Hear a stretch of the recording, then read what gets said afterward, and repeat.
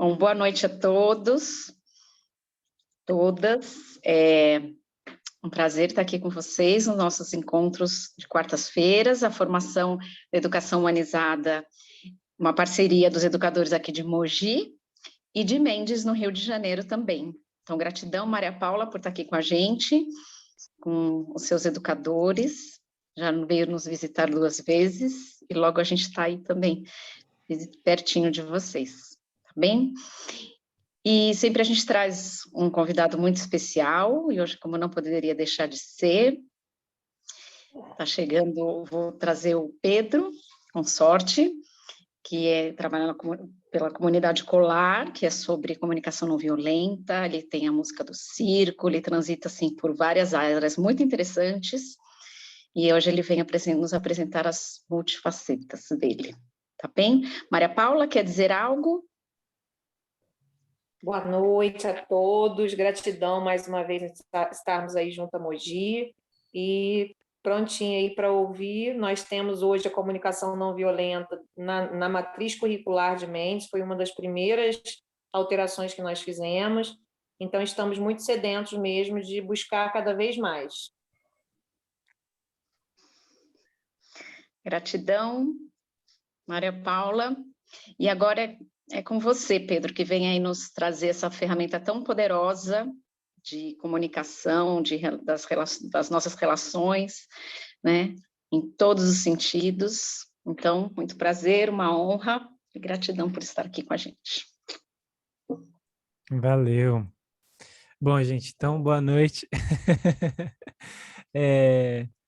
Eu estou aqui para falar de comunicação não violenta, mas eu transito, né, por várias áreas. A comunicação não violenta é uma das minhas áreas principais, assim, mas tenho contato com a música, também gosto muito de educação. Há muitos anos tudo que eu aprendo, eu tento dar aula daquilo que eu aprendo também, então sou professor também, não sou professor de escola, né, mas sou professor porque a minha vida inteira eu dei aula e ensinei coisas e compartilhei, e eu acho que ensinar é uma incrível forma de aprender também, assim, né, então essa coisa do ensinar e aprender é tão conectado, né? E estamos aqui hoje, então, para olhar para esse tema, que é a comunicação não violenta. Talvez algumas pessoas aqui já tenham tido contato com a comunicação não violenta, né? Então, eu gostaria já de fazer esse convite para quem quiser, quem puder escrever no bate-papo, se você já teve algum contato com a comunicação não violenta ou se você não teve contato. E se você teve, que contato que foi? Ah, eu assisti uma aula, ou eu li um livro, ou eu só ouvi falar, mas nunca fiz nada, ou já fiz algum curso. Então, se você puder botar no bate-papo, só para a gente ter uma noção de como estamos, né? Assim, a gente dá uma mapeada em relação a como estamos na relação com a comunicação não violenta. Então, eu vou dar um minutinho aí para a gente ir respondendo no bate-papo. Quem puder escrever assim, qual que é a sua experiência com a comunicação não violenta, se você já ouviu falar, se é o seu primeiro contato. Vou esperar um minutinho aí para a gente ir respondendo. Eu já ouvi falar, Pedro. No ano passado nós fizemos algumas formações, inclusive a minha última ROT, que é a reunião de organização do trabalho escolar da minha escola, o tema foi essa comunicação não violenta. Maravilha, obrigado, Cristiane. Estou vendo algumas pessoas aqui que já colocaram no bate-papo, né, que não conhecem, que já leram, mas não se aprofundaram. Vem estudando desde o Gaia Escola. Ah, que legal. Fiz uma inicialização e um curso na pandemia. Ah, que massa. Então a gente está com a diversidade, né? Algumas pessoas já ouviram falar, já tiveram algum contato, outras pessoas estão entrando em contato agora. O que a gente vai fazer aqui hoje, a gente vai ver um panorama, assim, né, da comunicação não violenta e como se fosse, assim, uma introdução a esse tema, né, as coisas essenciais da comunicação não violenta, e sempre tentando fazer essa conexão com como é que isso pode me ajudar, né? Como é que isso pode me ajudar no dia a dia? Como é que isso pode me ajudar nas minhas relações? Então, o Marshall, é, o Marshall Rosenberg, que é um psicólogo americano, que é o criador da comunicação não violenta, ele falava que a comunicação não violenta não tem nada novo.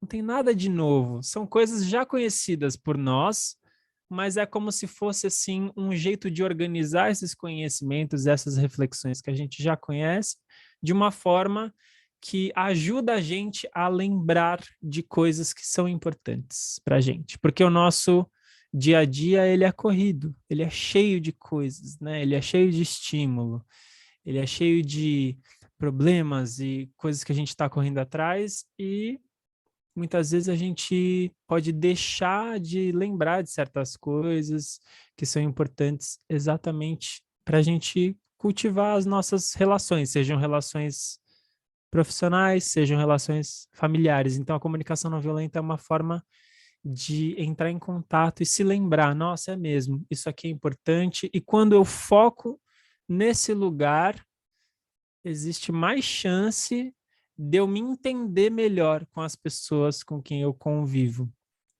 Então, não é uma garantia, mas existe mais chance, né? Então, olha só, o que eu estou falando eu vou repetir porque isso é muito fundamental. Dependendo de onde eu coloco a minha atenção, isso vai influenciar em como é que eu me comunico, e isso vai influenciar na qualidade da minha relação. Isso vai melhorar ou piorar a minha relação, seja profissional ou pessoal. Dependendo de onde eu boto a minha atenção, dependendo de que história que eu estou contando na minha cabeça para mim mesmo, sobre a outra pessoa.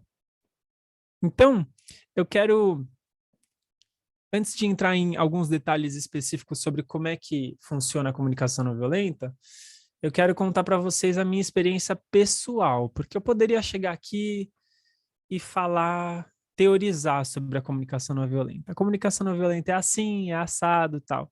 Mas, geralmente, a gente também gosta de saber, na prática, o que acontece? Como é que ela ajuda a gente, né? Então, a minha experiência pessoal com a comunicação não violenta foi, eu descobri a comunicação não violenta depois que eu trabalhei num espetáculo em Londres, que eu fui trabalhar, estava trabalhando num espetáculo musical, com dança, com teatro, com percussão. E aí eu saí desse espetáculo e, como eu falei, eu sempre gosto de ensinar as pessoas e compartilhar com as pessoas aquilo que eu aprendo. Então eu saí desse espetáculo e falei assim, eu quero ensinar as pessoas a fazer essas coisas, a se movimentar, a jogar jogos musicais, a se divertir com essas coisas que eu aprendi. E aí eu fui dar workshops sobre isso, e aí eu descobri que eu não sabia. Eu não sabia dar workshops, eu não sabia conduzir grupos num processo de aprendizado. Aí eu falei, caramba, acho que eu vou precisar estudar sobre processos de educação, sobre processos de facilitação de grupos, de condução. E aí eu fui estudar e encontrei uma pós, que é da onde eu conheço a Ana, que é a pedagogia da cooperação, que eu queria estudar metodologias colaborativas. Como é que eu posso aprender uma forma de conduzir um grupo que seja colaborativa, que as pessoas possam se ajudar? E dentro dessa pós, eu ouvi falar na comunicação não violenta. Não foi profundamente, mas eu ouvi falar. E assim como algumas pessoas aqui hoje, talvez você saia daqui não sabendo exatamente o que é a comunicação não violenta, mas tem alguma coisa aí que você vai achar interessante. Essa foi a minha impressão no meu primeiro contato. Foi assim, nossa, eu estou entendendo algumas outras coisas eu não estou entendendo exatamente, mas tem alguma coisa aí que é interessante, eu vou atrás desse assunto. E aí, quando eu fui atrás, eu fui me aprofundando, e isso foi me ajudando muito. Por quê? Porque eu venho de uma família, venho de duas famílias, a família do meu pai e a família da minha mãe. E as duas famílias, quando eu olho para trás, eu vejo que sempre teve muito amor nas relações, mas, ao mesmo tempo, um jeito meio desajeitado de demonstrar amor, às vezes, um jeito meio desajeitado de se comunicar.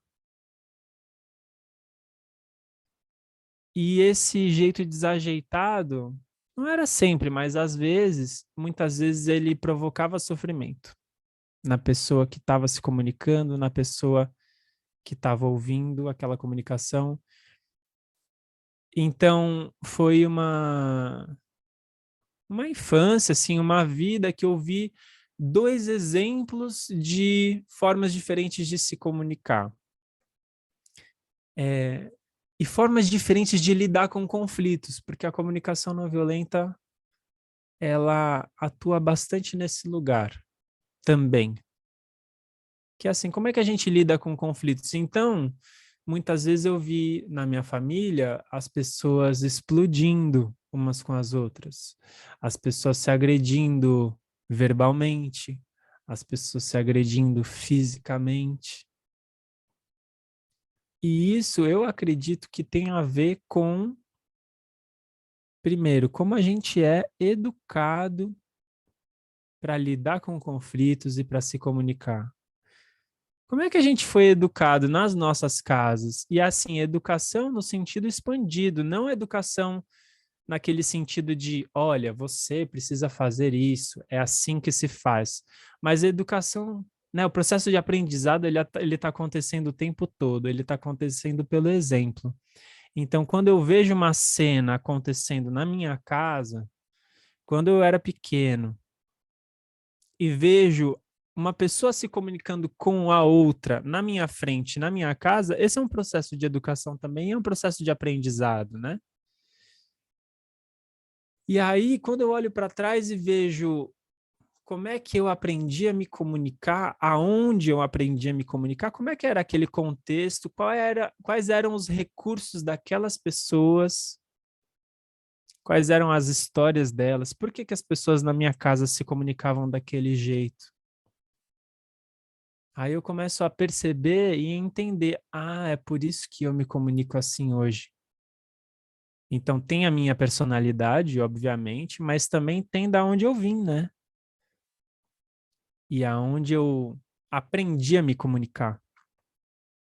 Então eu vejo nessas duas famílias, eu vi uma família que era mais verbal, mais psicológica, sim. Então, conflitos mais verbais, conflitos mais psicológicos, indiretas, ironias, agulhadas, né?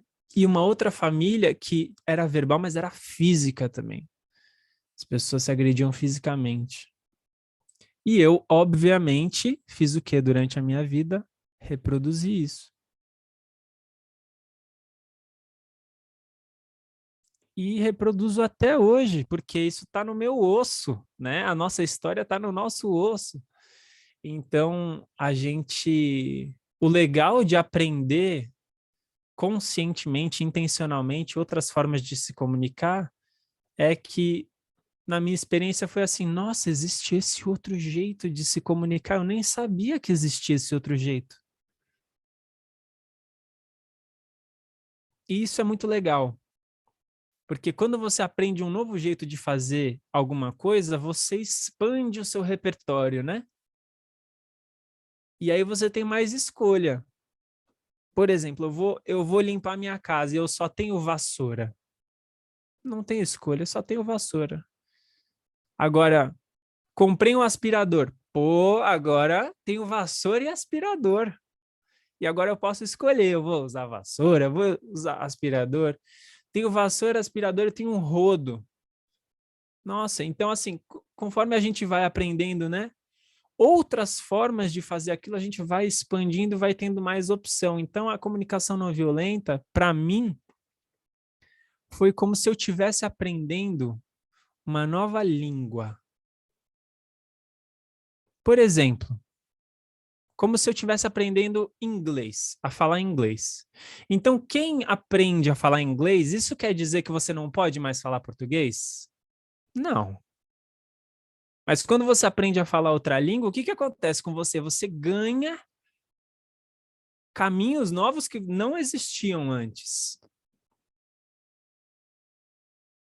Então, a comunicação não violenta não é um jeito certo de se comunicar, mas é mais um jeito, é um jeito diferente. É um jeito que vai te possibilitar ir para lugares diferentes. Por quê? Porque assim como falar inglês, quando você fala inglês, você consegue fazer coisas que quando você não fala inglês, você não consegue fazer, né? Então, quando você aprende essa língua nova, você consegue fazer coisas, você consegue ter conversas que você não conseguia ter antes. Isso aconteceu comigo. Hoje em dia, eu consigo me expressar, eu consigo lidar com conflitos, eu consigo ajudar outras pessoas a lidar com conflitos, eu consigo ajudar comunidades, círculos de pessoas a se comunicar, a lidar com conflitos. E antes eu não chegava nem perto disso. Então, estou aí na comunicação não violenta desde 2014, mais ou menos. E ainda assim, hoje em dia, eu ainda paro e vejo nas minhas relações mais próximas, que são as relações que muitas vezes pegam fogo mais rápido, né? Que são relações mais inflamáveis, muitas vezes eu ainda vejo aqueles padrões antigos. Mas eu tenho muito mais consciência, muito mais repertório para lidar com situações inflamáveis, conversas difíceis. Então, assim, falei um monte aqui para dar um guarda-chuva aqui para a gente, né? E queria fazer alguns convites para esse nosso encontro. A gente vai até as 8h30 aqui. E até as 8h30 eu queria fazer alguns convites de participação. Então, vocês já viram, né? Eu fiz um chamado aqui no bate-papo. Então, de vez em quando eu vou fazer uns chamados aqui, ó, bota aí no bate-papo alguma coisa, tal. E em alguns momentos também eu vou convidar a gente a bater papo nas nossas salas simultâneas. Porque a gente pode criar salas simultâneas para a gente ter oportunidade de trocar e refletir e não ficar só ouvindo também. Acho que é uma coisa importante, né? No processo de aprendizado, a gente ir batendo bola, trocando, ouvindo, expressando. Então, um convite que eu quero fazer aqui é que a gente não precisa concordar, tá? A gente não precisa chegar na mesma resposta, a gente não precisa pensar igual. Então, se em algum momento alguém fala alguma coisa que é muito diferente daquilo que você pensa ou acredita, o convite é, tenta observar como é que é isso para você. A gente não precisa sair daqui com uma solução, tá? Tudo aqui que eu vou propor é opcional, então você pode participar, você pode não participar. E é opcional também a própria reflexão sobre a comunicação não violenta. Então você leva para você o que fizer sentido. Você não está não está recebendo uma doutrina aqui de qual é o jeito certo de se comunicar. É só um jeito que muitas pessoas ao redor do mundo estão estudando, estão se beneficiando, estão usando nos contextos escolares, pessoais, comunitários, contexto de guerra. Então, nos mais diversos contextos, existem pessoas se beneficiando muito da comunicação não violenta. Então, o convite que eu gostaria de fazer agora é eu vou criar umas salas simultâneas aqui para a gente bater um papo. E aí, o meu convite é a gente falar e também ouvir um pouco sobre aonde você acha que você aprendeu a se comunicar. Com quem você acha que você aprendeu a se comunicar? Quando você vê o jeito que você se comunica hoje em dia, você consegue rastrear da onde veio esse jeito de se comunicar? Às vezes eu me comunico de um jeito, às vezes, não sei se já aconteceu com vocês, às vezes acontece isso. Às vezes você fala assim, nossa, eu tô fazendo uma coisa igualzinha a minha mãe faz. Ou igualzinho meu pai faz, ou igualzinho alguém com quem eu convivi. E às vezes essa coisa você não gosta no comportamento da outra pessoa, e quando você vê, você está fazendo igual. Você fala, meu Deus, como que essa coisa de aprendizado por osmose, aprendizado por convivência é forte, né? Porque a gente integra os comportamentos com os quais a gente convive. E não só em casa, né? Mas com as pessoas todas com quem eu convivi durante a vida. Se eu convivi bastante com aquela pessoa, é muito provável que eu absorvi também, eu fui influenciado por aquela pessoa no jeito que aquela pessoa se comunica. É muito legal, já aconteceu comigo algumas vezes. Eu vi alguém se comunicando de um jeito que para mim foi como se aquilo abrisse uma nova possibilidade. Eu falei, nossa, eu nem sabia que dava para responder dessa forma. Eu nem sabia que dava para se expressar desse jeito. Então, esses jeitos também são muito interessantes quando você presencia um novo jeito de se comunicar, que você fala, caramba, olha como essa pessoa falou isso, que interessante, que novo, eu nunca tinha visto. Ou olha como essa pessoa está escutando a outra, que interessante. Então, o meu convite é um papo livre, tá? Não tem uma resposta específica, mas é basicamente isso, assim. Olhando para trás, com quem você acha que você aprendeu a se comunicar? Quem foram as pessoas que te influenciaram? E como é que você vê esse contexto que te ajudou a aprender a se comunicar, tá? Então, a gente vai ter por volta aí de 3 pessoas por sala. É opcional, então se você quiser, você fala, se você não quiser, você não fala. E a ideia é que você fale um pouco e também ouça um pouco, tá? Então a gente vai ter mais ou menos aí uns 10 minutinhos nas nossas salinhas para a gente falar e ouvir. Se você falar durante 9 minutos e 59 segundos, vai sobrar 1 segundo para as outras pessoas falarem. Então, tenta falar um pouquinho e passa a bola para você também ouvir um pouco das outras pessoas. Beleza? Alguém tem alguma pergunta sobre o que a gente vai fazer agora? Se quiser, pode abrir o microfone e perguntar. Perguntas sempre ajudam a gente a contornar melhor a proposta. Orienta, por favor, como que a gente acessa essa sala? Boa, obrigado. Noeli, né? Isso. Obrigado, Noeli. Então, o que vai acontecer? Vai ser um aspirador de gente. O que vai acontecer? Vocês vão já ser direcionadas direto para a sala, vocês não vão precisar fazer nada, tá? Então é só você esperar que você vai cair lá na salinha com mais 2 pessoas, mais ou menos.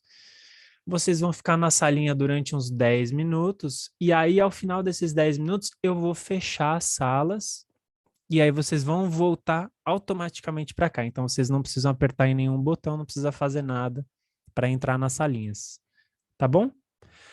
Lembrando, talvez dê tempo de você falar tudo que você gostaria, talvez não, isso faz parte da nossa experiência aqui, tá bom? Eu vou mandar um recadinho quando eu estiver prestes a fechar as salas. Alguém tem mais alguma pergunta sobre o que a gente vai fazer? Vocês viram como pergunta ajuda a gente, né, a criar um contorno? A pergunta da Noeli me ajudou bastante. Mais alguma dúvida, alguma pergunta? Pedro, eu tive uma falha de internet aqui, eu não sei exatamente o que nós discutiremos nessa sala, como se você vai lançar alguma pergunta, algum assunto, me perdoe, eu tive uma falha de áudio aqui. Tranquilo, Wander. Obrigado pela pergunta, porque, inclusive, eu vou colocar a pergunta inspiradora do nosso papo aqui no nosso bate-papo, tá bom? Para caso você... Porque existe um fenômeno que acontece no Zoom e nos encontros online, que é assim, quando a pessoa cai na salinha simultânea, ela apaga tudo e fala, meu Deus, o que eu vim fazer aqui mesmo? Então, eu vou colocar essa pergunta aqui no nosso bate-papo, para caso aconteça isso com você, você vai lembrar que é assim, ó, com quem você acha que você aprendeu a se comunicar, né? Como você vê esse contexto? Então, é uma pergunta aberta, não tem certo nem errado, tá bom? Vamos nessa? Daqui 10 minutos a gente volta. Lembrando, fala um pouquinho, ouve um pouquinho. E é isso. Se você tá só ouvindo até agora, se você tá cozinhando aí, fazendo outra coisa e tá só ouvindo o podcast, vem porque agora você vai receber esse convite para você falar também um pouquinho. Até já. Tchau.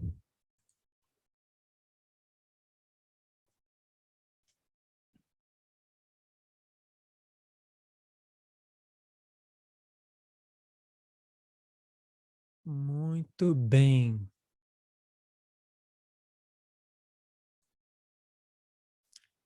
Márcia e Larissa, vocês estão por aqui?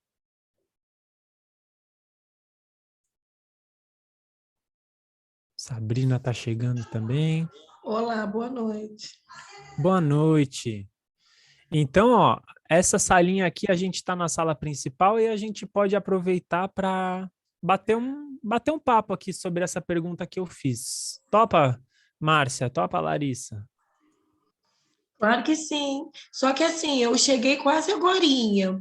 Pode Beleza. repetir. Posso repetir.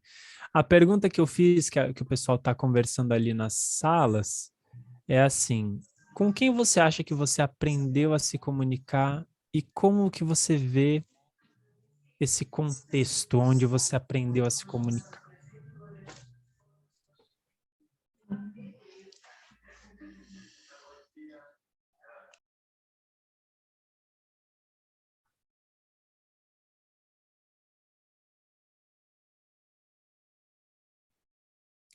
Então, Márcia, Larissa, Roberto, se quiser, a gente pode bater uma bola aqui na sala principal. E eu também estou nessa, então eu posso falar um pouquinho da minha experiência. Com quem que eu acho que eu aprendi a me comunicar, como é que eu vejo esse contexto. Eu falei um pouquinho no começo, né? Mas se vocês chegaram agora, posso falar de novo. Você, Márcia, como é que você pensa quando eu faço essa pergunta? Com quem você acha que você aprendeu a se comunicar? O que vem aí na sua cabeça? Então, eu acho que assim, comunicação é quando eu falo e você compreende aquilo que eu falei, né? Quando a pessoa consegue compreender aquilo que a gente fala. E eu acho que essa comunicação a gente já começa lá na infância, né? Quando a gente tem essa troca, quando a gente escuta a primeira leitura dos nossos pais lendo para a gente, dos professores fazendo essa leitura, cantando uma música, lá na educação infantil, por exemplo. Eu acho que essa comunicação já começa bem cedo. E eu acho que comunicação, para mim, é isso: é quando eu falo alguma coisa, você compreende o que eu falei. Senão a gente não tem uma comunicação clara, né? Sim.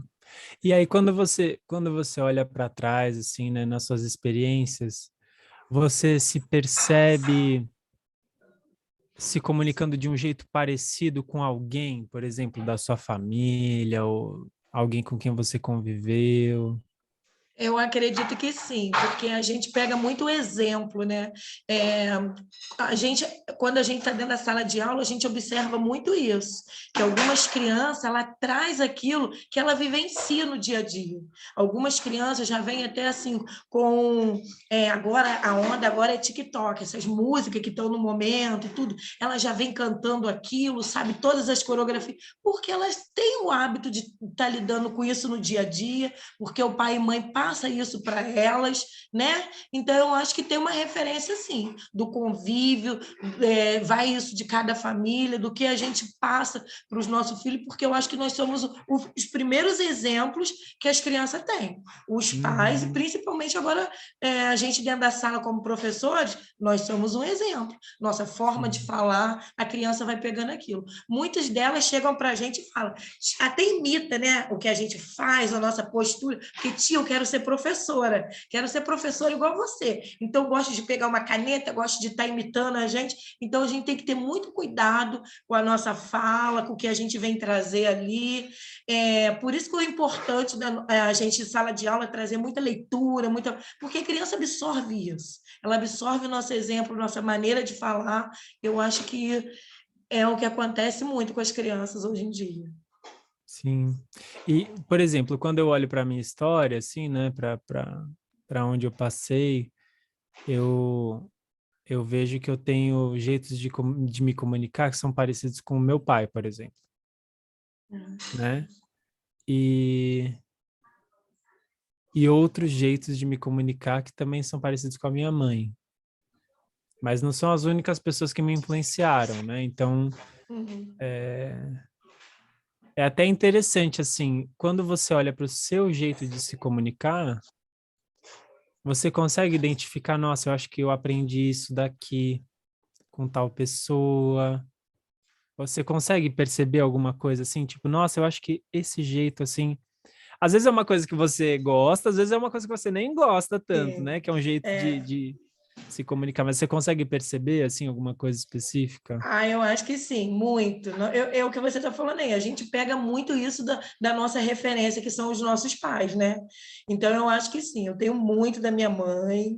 Eu acho que o jeito, até o tom de voz. A minha família ela é muito numerosa. Então, a gente tem esse hábito de falar alto. Eu tenho esse hábito, sim, porque isso já vem da nossa família. Tenho muito parecido com a minha mãe. E a gente vai pegando, sim. A nossa convivência ali é a nossa base, é o que a gente vai seguindo, né? É curioso isso, porque na minha família, as pessoas dizem que eu tenho a voz e o jeito de falar igual ao meu tio. Que legal. Então, por exemplo, se eu ligar para alguém da minha família, a pessoa não sabe se é o meu tio ou se sou eu, só pelo tom de voz, né? E eu imagino que até o tom de voz a gente faz parecido com as pessoas, né? Você falou, às vezes falar mais alto, falar mais baixo, ou Exatamente. falar mais para dentro, né? As palavras que a gente aprende. Ou às vezes até eu acho que a própria dificuldade de se comunicar em certas situações. Então, por exemplo, eu acho que o meu pai e a minha mãe, eles têm uma dificuldade de se comunicar em assuntos específicos. E eu acho que eu herdei, de alguma forma, essa dificuldade também, porque eu aprendi com eles, né? A me comunicar. Mas também, em algum momento, eu lembro que eu comecei a frequentar lugares diferentes, assim, lugares que estavam trabalhando com jogos colaborativos, jogos cooperativos, metodologias colaborativas, e aí eu comecei a ver um outro jeito de se comunicar, e aí eu fui assim, nossa, dá para se comunicar desse jeito, sabe? Dá para responder desse jeito, assim.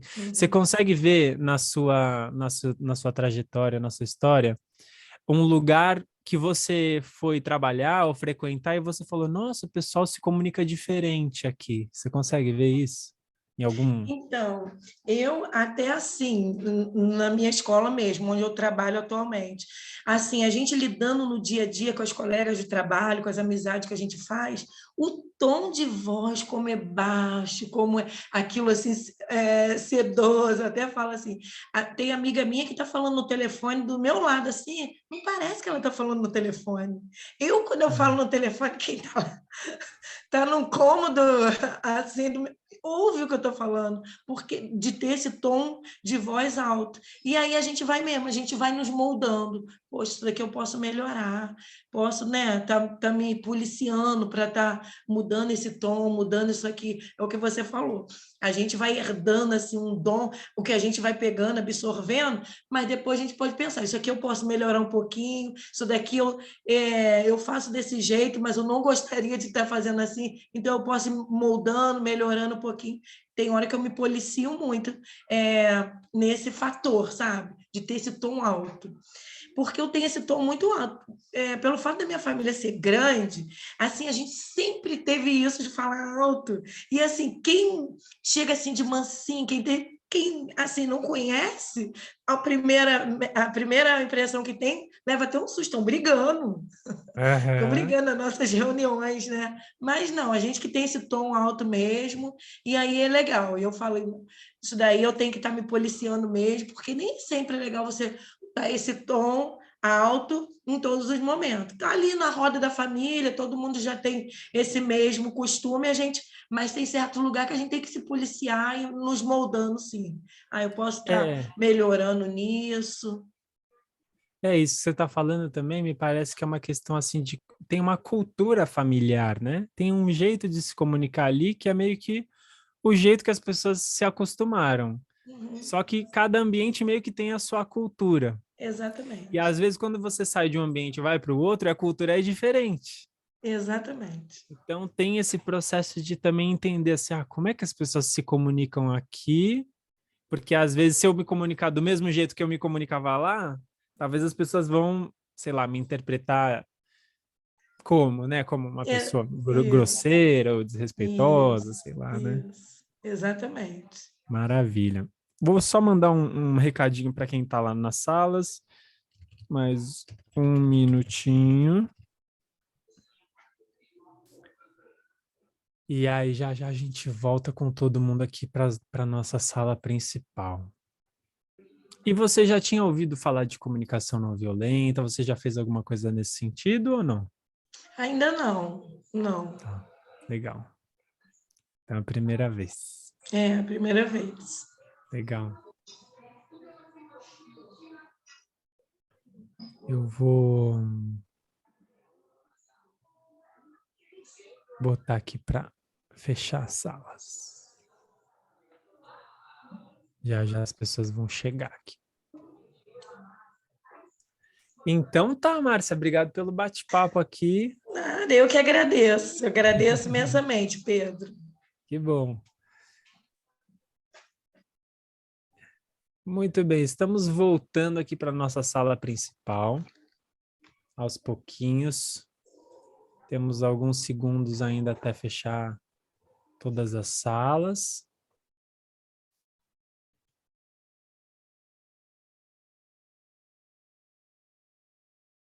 Muito bem. 20 segundos para todo mundo chegar aqui.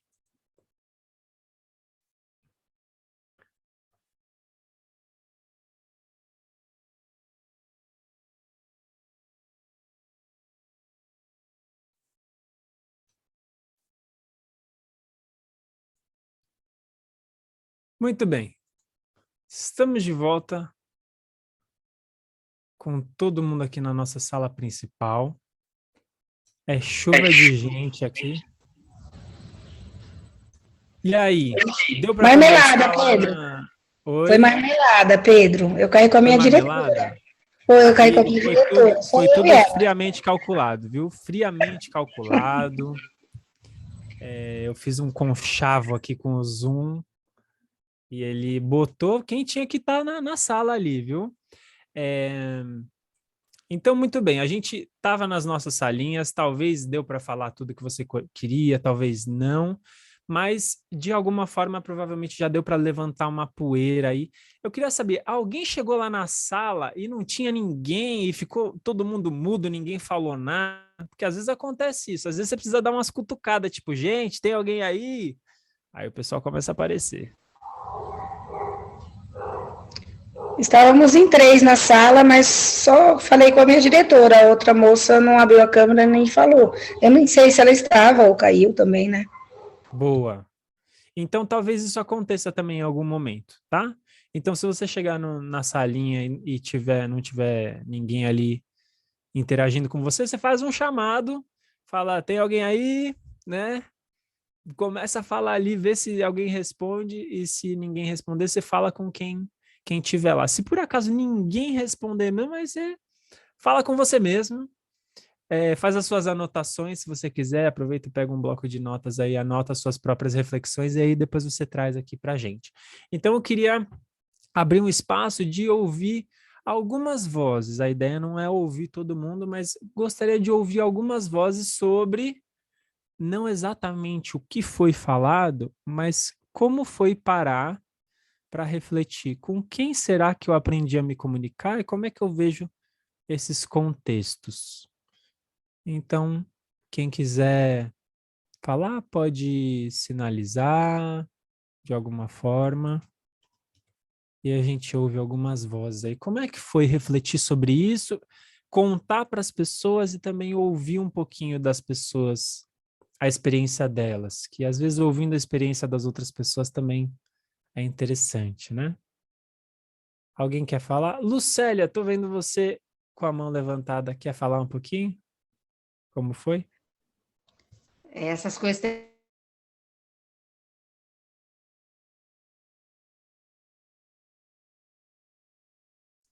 Ih, Será que travou a Lucélia, Lucélia? eu acho que você travou. Já travou. Então, enquanto a Lucélia está voltando, se alguém quiser pegar essa falar. bola aí.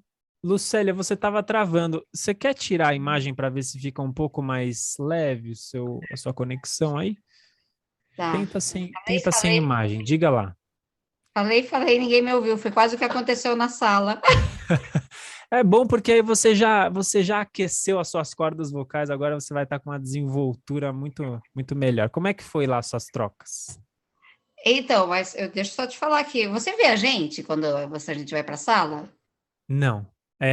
O que acontece na sala fica na sala, é segredo total, Ah, ninguém sabe, é um mistério, é tipo Las Vegas, assim, sabe? O que Nárnia, acontece em Nárnia. Las Vegas, fica em Las Vegas. Diga lá.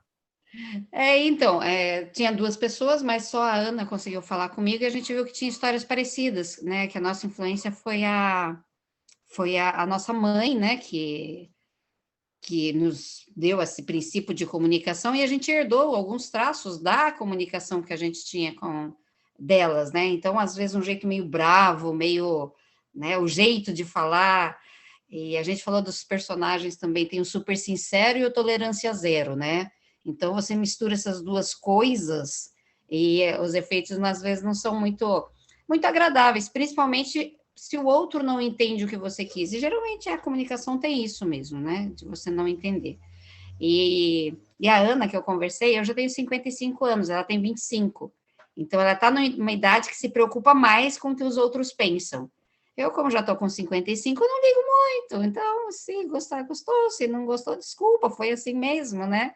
Mas a gente herdou muitos traços, né, daquilo que a gente conheceu da nossa mãe, e a gente foi amenizando algumas coisas justamente porque a gente foi tropeçando. As coisas mudam, a comunicação muda, né? Então, até a maneira que a gente se comunica com os nossos alunos hoje em dia é diferente, a gente tem que dosar.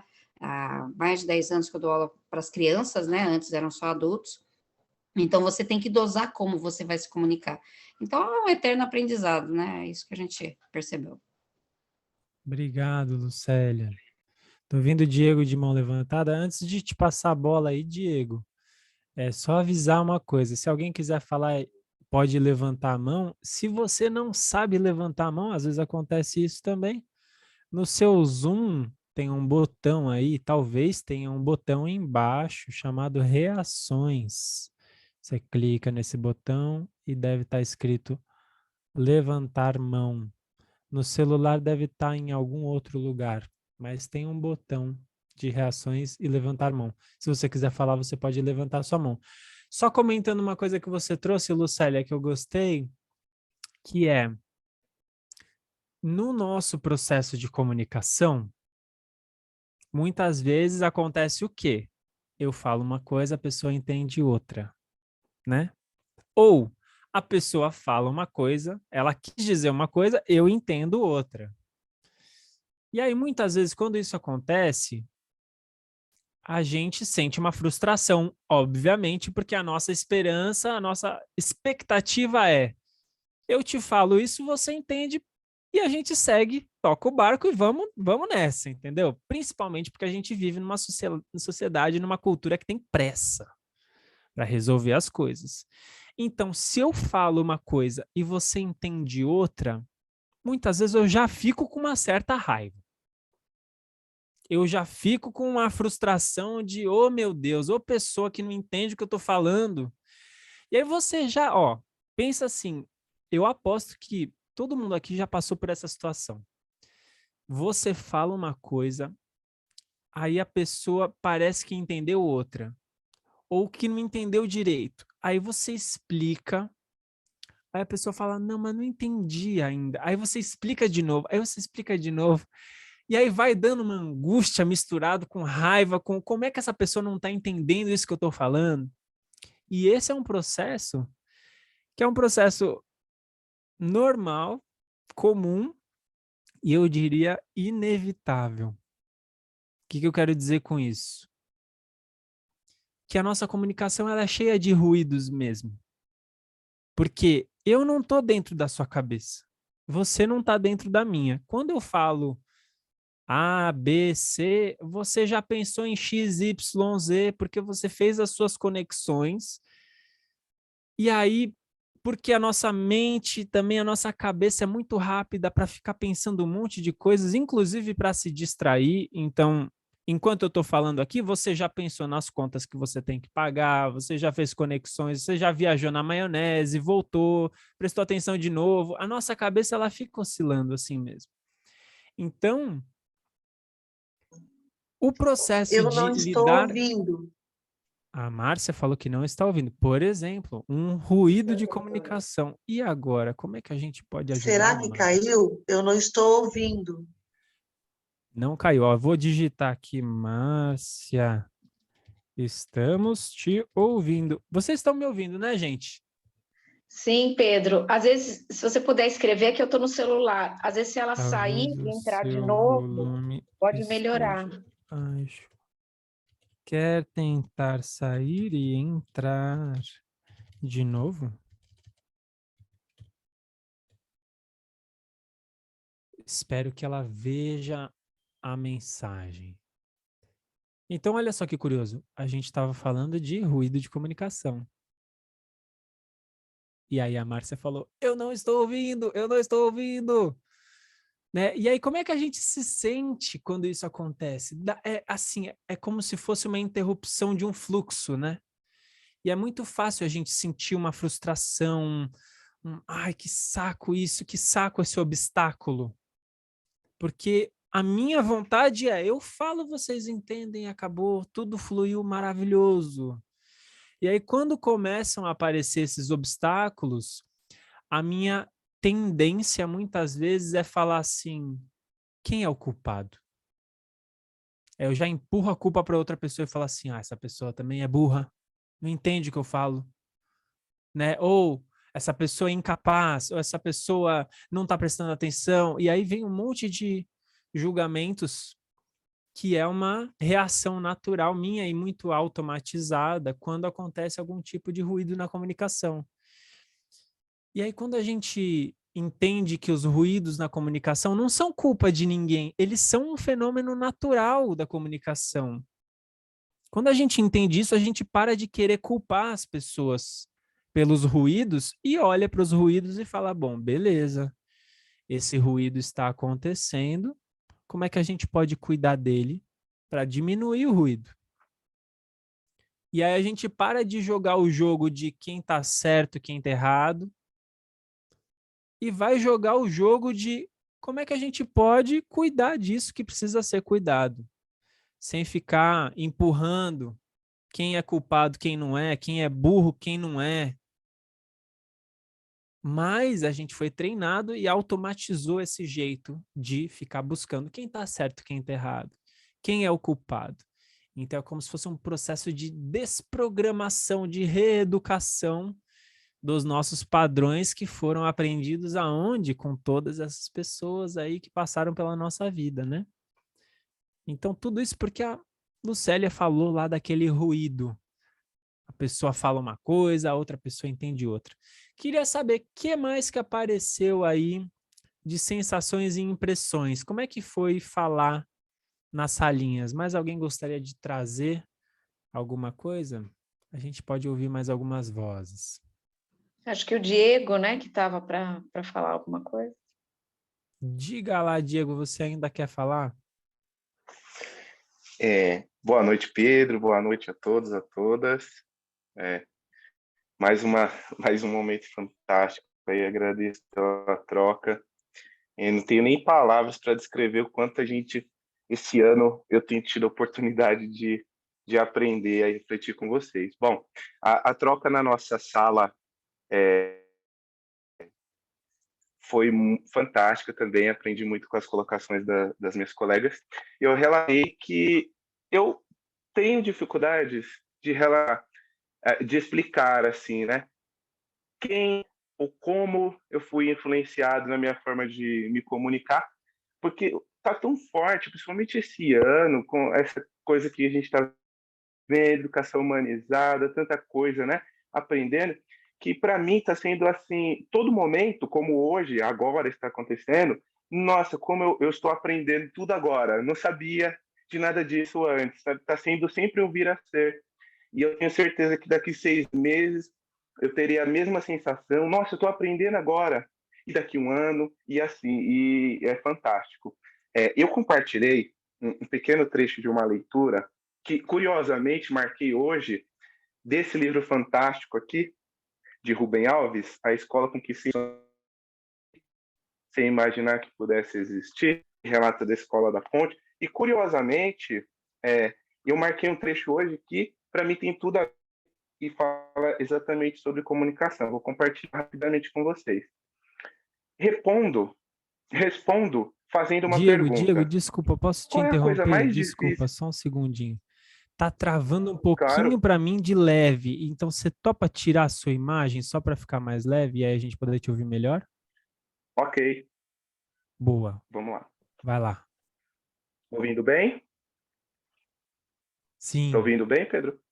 Bacana, vamos lá. Respondo fazendo uma pergunta. Qual é a coisa mais difícil de ser ensinada, mais difícil de ser aprendida? Quem ensina não sabe que está ensinando, quem aprende não sabe que está aprendendo e, ao final, a aprendizagem acontece sempre. É a linguagem. Não existe nada, absolutamente nada, que se compare à linguagem em complexidade. No entanto, sem que haja qualquer ensino formal, sem que os que ensinam a falar, pai, mãe, tio, avô, irmãos, tenham tido aulas teóricas sobre a formação da linguagem, as crianças aprendem a falar. Então, eu acho que ilustra muito esse momento que estamos vivendo o Rubem Alves disse nesse mesmo livro aí, para não alongar muito, que ele quer uma educação retrógrada, ou seja, o que você, Pedro, se salvo engano da minha parte, acabou de relatar, um pequeno processo de esquecimento que o Rubem Alves ele defendia, a gente esquecer das coisas que nos prejudicam, da forma de se comunicar equivocada que nós aprendemos ao decorrer da nossa vida, esquecer, para que nós possamos realmente praticar uma forma diferente, mais suave, no caso da comunicação. É isso. Obrigado. Boa, Diego, obrigado. Teve uma coisa que você falou, assim, que reverberou em mim aqui, que é, a gente falou nos subgrupos ali sobre quem foram as pessoas que influenciaram a gente, né, que ensinaram a gente a se comunicar, e aí você falou que, poxa, a todo momento eu tô aprendendo, né? Então, por mais que durante a minha vida eu fui aprendendo formas de eu me comunicar, e que são formas que às vezes eu olho e falo, nossa, não gosto de me comunicar assim, eu não gosto de olhar para o meu passado e ver que as pessoas se comunicavam assim entre elas e que eu absorvi isso de alguma forma. Por mais que eu veja tudo isso, a gente tem um mecanismo muito bonito no nosso organismo, que é um mecanismo de ser capaz de continuar aprendendo e reorganizando, né, e transformando os padrões. Só que para a gente conseguir fazer isso, não é um trabalho individual. É um trabalho individual também. Mas pensa só, você aprendeu a se comunicar individualmente? Você nasceu e sozinho você foi se desenvolvendo a sua comunicação ou você teve uma influência de um ambiente? Todo mundo teve influência de ambientes, né?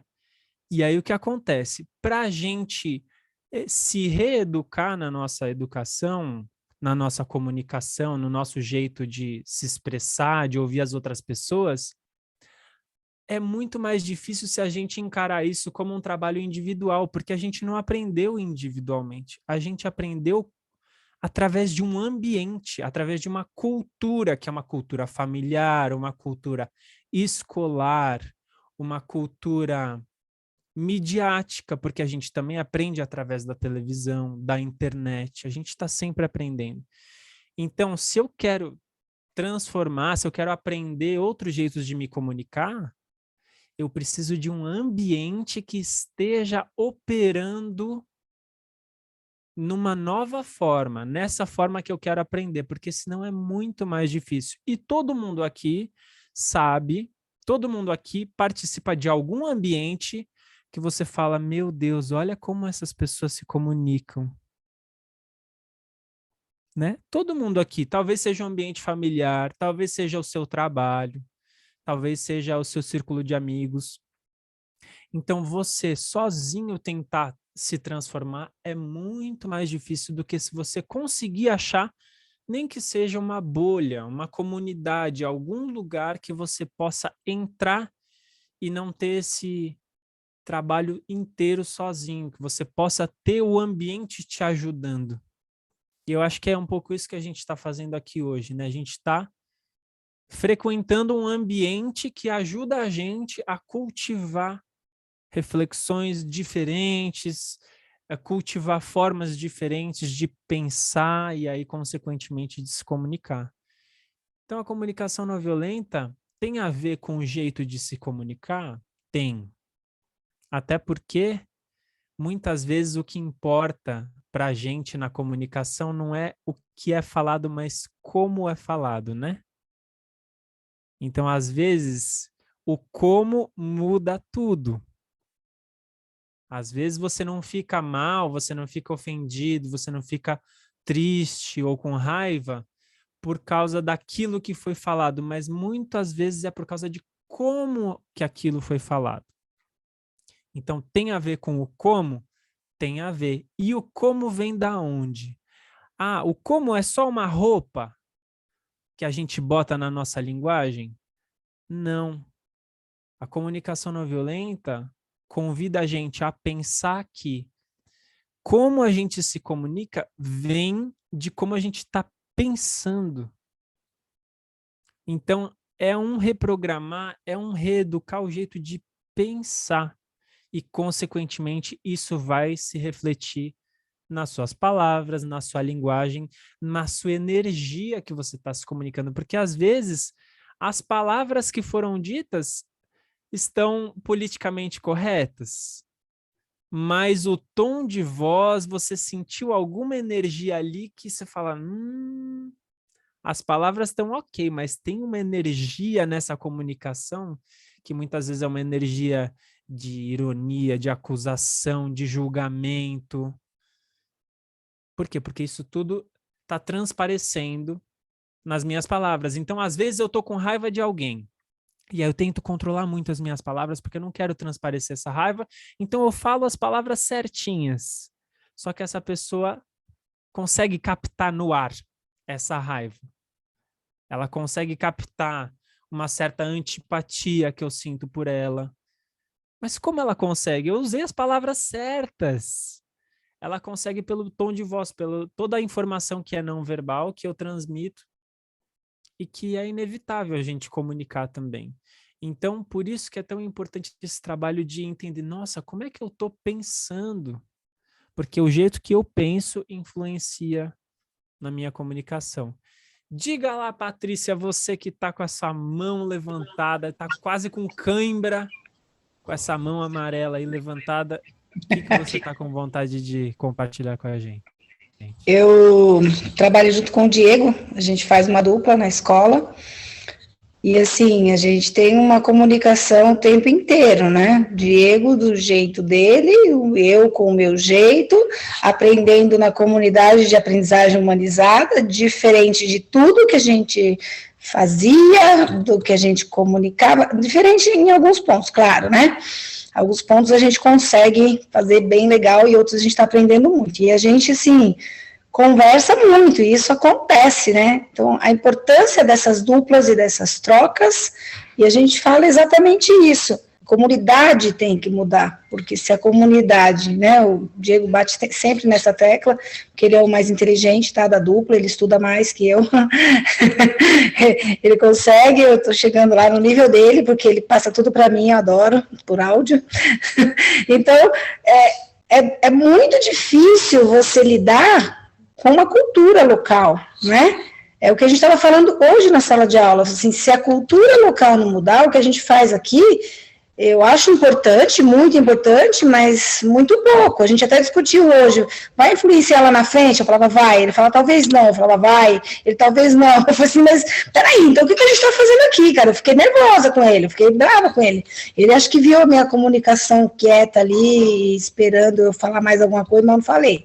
Porque eu queria brigar com ele. Não, e sim. E isso é importante, porque isso, como você falou, eu venho também, né, igual a Lucélia, né, Lucélia, a gente com 50, 51 anos, a gente já tem um pouquinho mais de maturidade e consegue já mudar algumas coisas, já consegue pensar no que o outro falou, por que falou, e essa vaidade que a gente tem quando é um pouco mais nova, some um pouco, fica mais tranquilo de resolver. Então, eu estou aprendendo muito, mas se eu não estivesse junto com ele, é complicado. À tarde, eu estou fazendo um trabalho sozinha, porque eu não tenho essa dupla. Eu tento fazer esse trabalho todo, mas eu não tenho com quem me comunicar, às vezes, e isso me faz falta, entendeu? Me faz falta, porque essa troca está me fazendo crescer muito, está me fazendo aprender muito. Eu acho que, mas o que a gente fala é o que você falou, tem que ter uma comunidade, um grupo, a escola tem que viver a comunidade humanizada, porque se só as duplas e as salas viverem isso, a gente não consegue atingi-los de uma forma satisfatória. Obrigado, Patrícia. Duas coisas que você falou que reverberaram aqui para mim foram: quando eu começo a estudar e aprender formas diferentes de eu me comunicar, muitas vezes eu estou frequentando ambientes que não estão operando naquela lógica, né? A maior parte das vezes. E aí, se eu sei que essa transformação ela é muito mais fácil quando ela é uma transformação que conta com várias outras pessoas, né? Que não é uma transformação individual, eu também consigo pegar mais leve com as minhas expectativas dentro dos ambientes que estão operando com outra lógica. Por quê?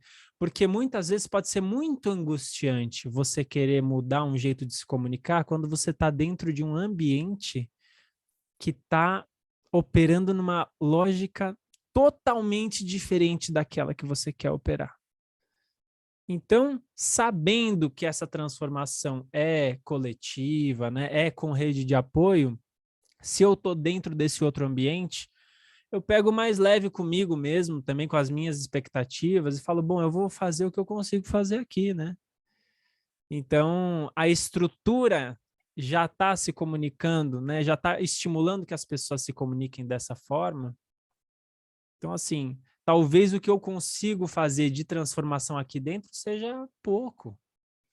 Alguma coisa eu sempre consigo fazer, né? Mas se a estrutura não está colaborando, aí fica mais difícil. Isso ajuda, inclusive, a gente pegar mais leve também, não se culpar tanto por não estar conseguindo transformar o ambiente todo, porque essa transformação, ela depende de todo mundo, né? E aí, por isso que é interessante a gente pensar qual que é essa cultura local, quais são essas culturas, né? a cultura familiar, onde você aprendeu a se comunicar, a cultura do ambiente de trabalho, a cultura escolar, são culturas mesmo. E para mudar a cultura, a gente precisa de um monte de gente. E por isso que é tão precioso a gente ter redes de apoio, comunidades de aprendizagem, para a gente recarregar, né? Porque às vezes lá fora é difícil. E aí a gente vem aqui, dá um respiro, dá uma recarregada e fala, ufa, tem uma galera que está conectada comigo, que também está querendo aprender esses outros jeitos de se relacionar, e estar aqui me inspira e me apoia, inclusive, a estar lá naquele outro ambiente que é mais difícil estar, né? Então, obrigado também. Aí uma outra coisa é, mesmo que eu esteja dentro de um ambiente, o jeito que eu me comunico com alguém mostra para as pessoas uma possibilidade de relação. Então, mesmo que eu esteja num ambiente que as pessoas são violentas umas com as outras, elas são agressivas, elas se comunicam de jeitos tóxicos, destrutivos, mesmo assim, se eu consigo me comunicar com alguém de uma forma diferente, se eu consigo sustentar esse jeito diferente, eu estou mostrando para todo mundo uma outra possibilidade de relação. E às vezes as pessoas aprendem com a gente simplesmente pelo nosso fato, simplesmente pelo nosso jeito de se comunicar. Tipo, nossa, olha só que legal. Isso já aconteceu comigo. Eu frequentei ambientes que eu olhei alguém se comunicando e falei, nossa, eu nunca imaginei que alguém poderia se comunicar assim. Eu quero mais disso. Eu quero aprender esse jeito também. Eu estou fazendo isso agora. Está acontecendo comigo agora. Legal, Patrícia. É bom saber. Obrigado. Mirna, você que está com a mão levantada, então eu vou fazer o convite aqui. Eu vou passar a bola para a Mirna e depois a gente vai para a nossa próxima etapa do nosso encontro. Pode ser? Diga lá, Mirna, o que você gostaria de compartilhar aí com a gente? Boa noite a todos. Eu vou deixar o vídeo fechado exatamente para não ficar travando muito, tá? Se não tiver muito audível, me avise, por favor. Na nossa sala o Diego até leu para vocês aqui novamente, uma frase muito importante que fala: a gente ensina sem saber que está ensinando, e quem aprende, aprende sem saber que está aprendendo. E o que você falou agora é muito válido, de saber que as pessoas às vezes pensam, poxa, olha que bacana como ele está falando comigo, eu acho que eu consigo fazer da mesma forma. E eu sou uma pessoa que gosta de levar 3 palavras para a vida inteira: a observação, a empatia e a esperança. Eu observo muito e eu me coloco demais no lugar das pessoas e costumo não desistir. Quando eu comecei nesse trabalho que eu estou esse ano, eu sempre, e até hoje, todos os dias, eu entro desde o portão até eu chegar no meu destino, eu vou falando bom dia para todo mundo. Eu entro quase em todas as salas: bom dia, meninas, bom dia, pessoal, bom dia aqui. Você não está bem hoje, você não está legal hoje. E no começo, assim, não era muito recebido. Eu vi, assim, uns bom dias meio entre os dentes, porque as pessoas talvez não estejam tão acostumadas com isso e elas ficam um pouco arredias. E hoje é completamente diferente. Eu vejo muitas pessoas tratando outras pessoas da maneira que eram tratadas por mim. E isso é muito importante, a gente não desistir de tentar fazer diferente. Porque da mesma forma que a gente ensina, a gente aprende também. E falei até no grupo hoje que eu estava com as 3, com os outros 2 colegas, que a gente aprende ao longo da vida e a gente vai continuar aprendendo com os bons e com os maus exemplos.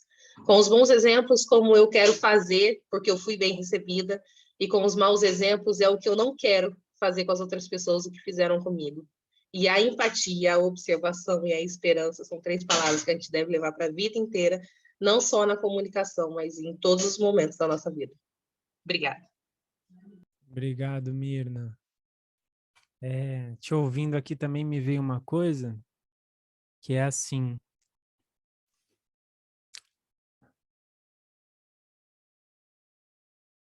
às vezes a minha vontade é compartilhar com o mundo inteiro, ensinar o mundo inteiro a se comunicar dessa forma que eu descobri dentro da comunicação não violenta. Então, poxa, eu gostaria de ensinar todo mundo e compartilhar isso nos ambientes onde eu frequento.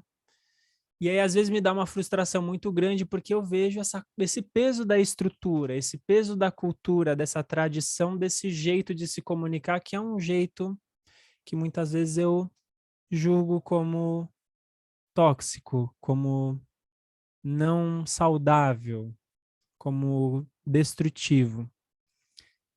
E aí, eu lembro de alguns momentos na minha vida que alguém falou alguma coisa, ou para mim, ou para outra pessoa, alguém se comunicou de algum jeito que foi quase como se eu visse assim, nossa, olha esse jeito de se comunicar, que interessante.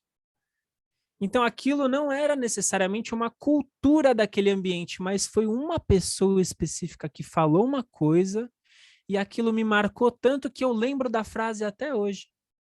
Ou eu lembro da situação até hoje, que foi como se inaugurasse na minha cabeça, no meu repertório, um novo jeito de se comunicar. E aí eu fui muito influenciado e inspirado por aquilo. Então, por mais que a gente às vezes não consiga transformar os ambientes na velocidade que a gente gostaria, né? Às vezes uma simples frase, uma simples resposta, às vezes um simples jeito de se comunicar já é muito transformador para as pessoas, porque elas veem que aquilo é uma possibilidade.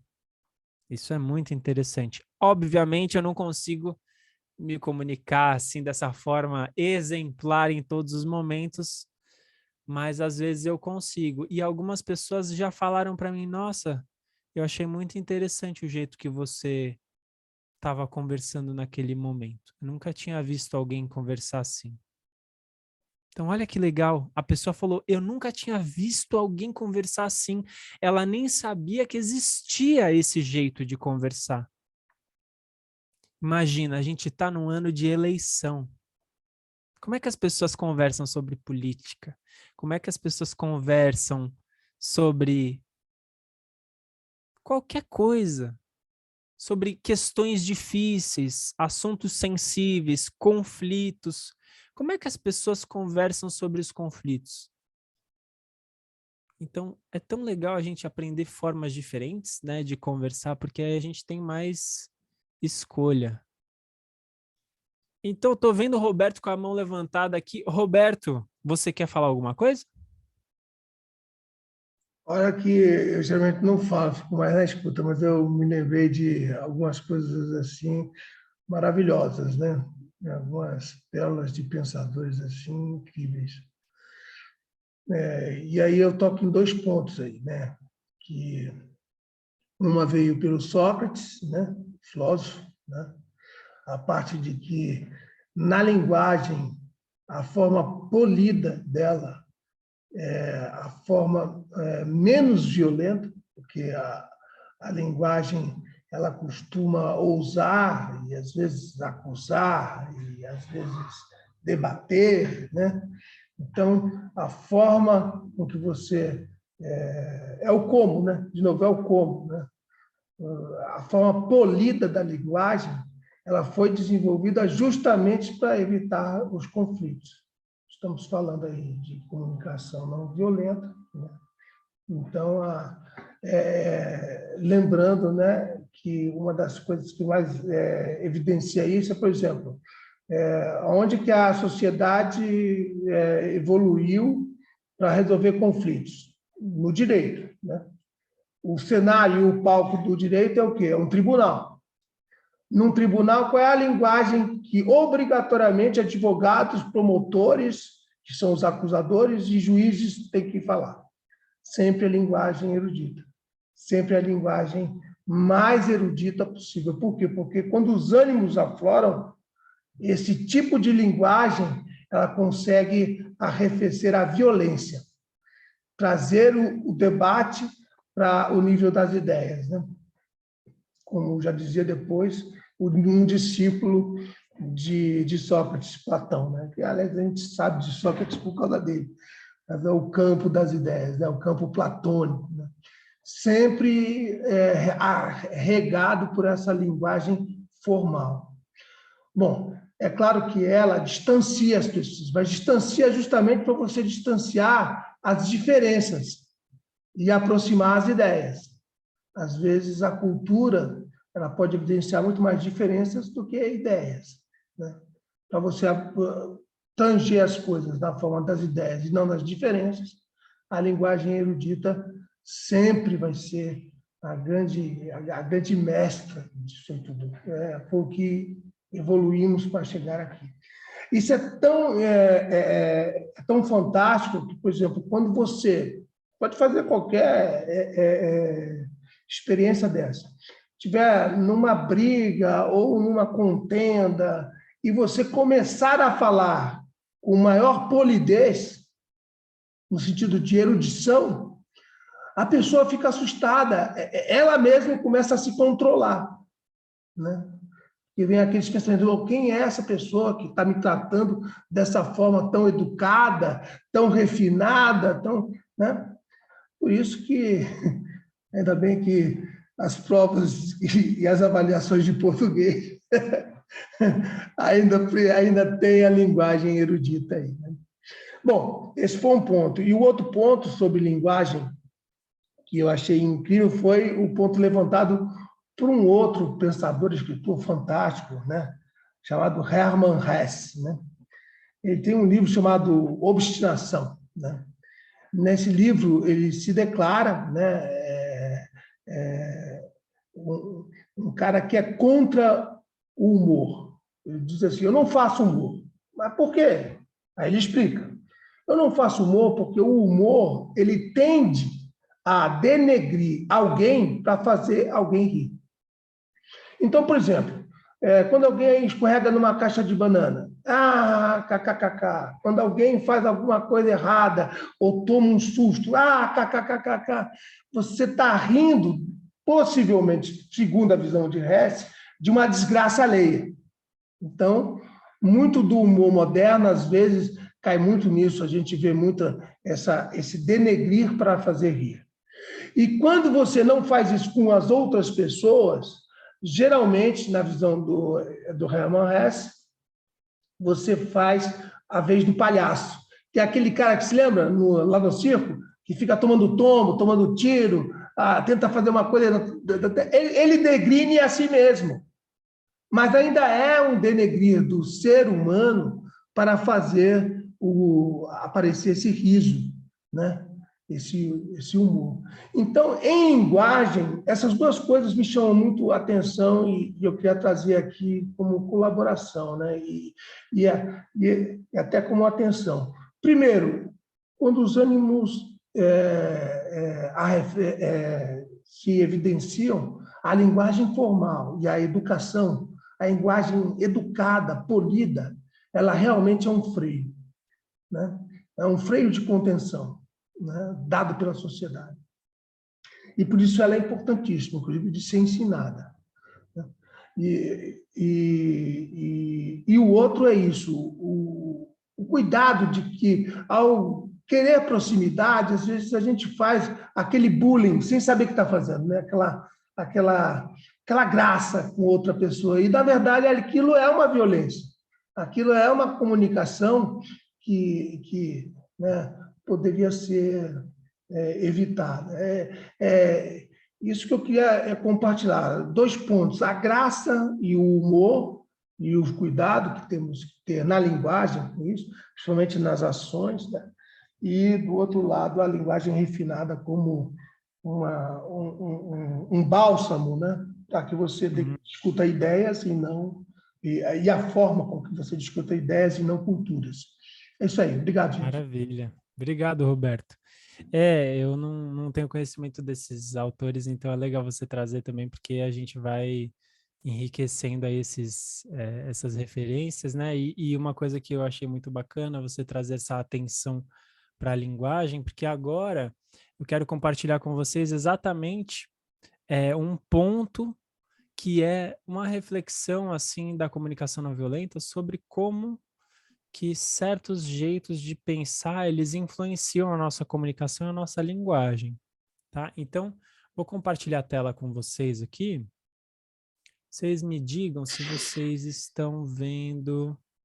Roberto, eu vou botar você no mudo, tá bom? Só... Ah, valeu.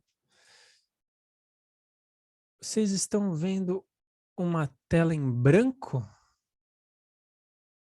Estão vendo? Beleza.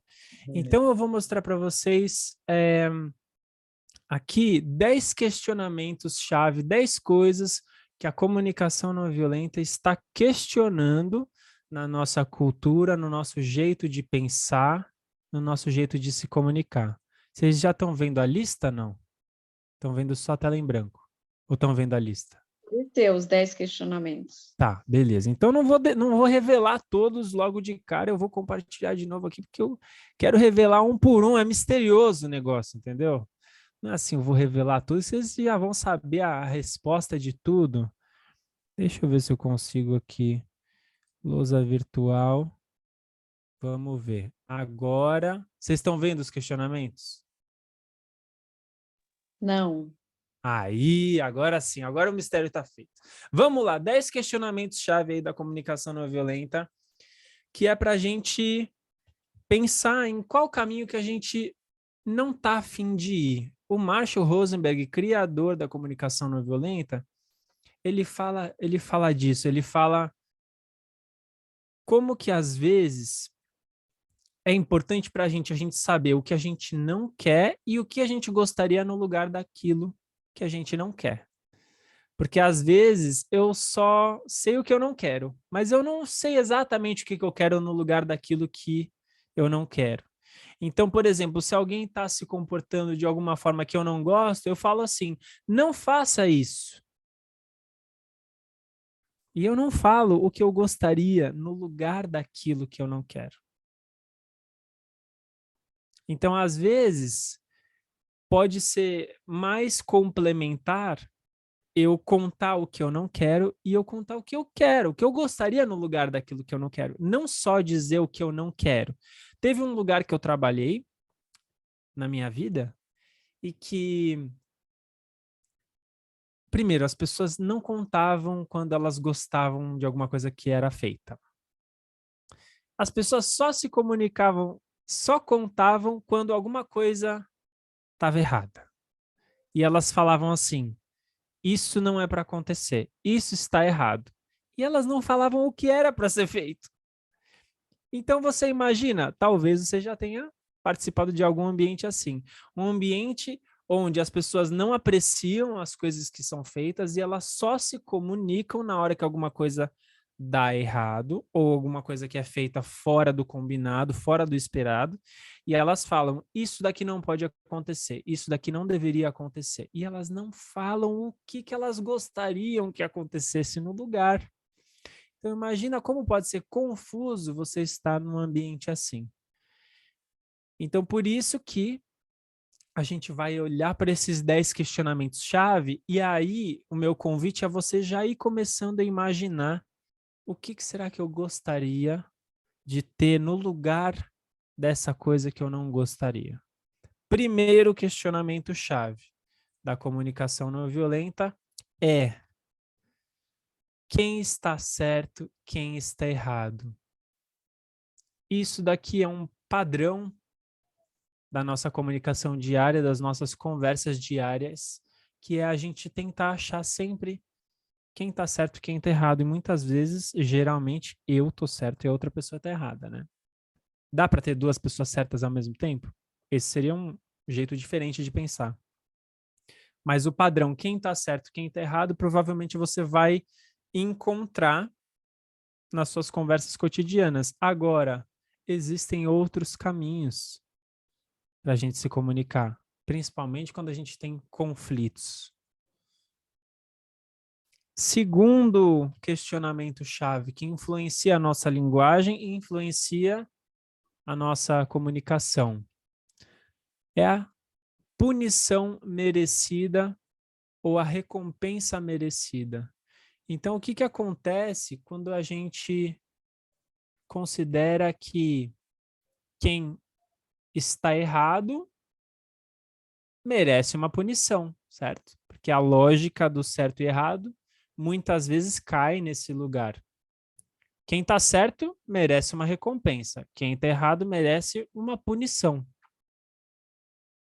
E isso muitas vezes cria mais violência nas nossas relações, porque a gente está querendo transformar através da punição.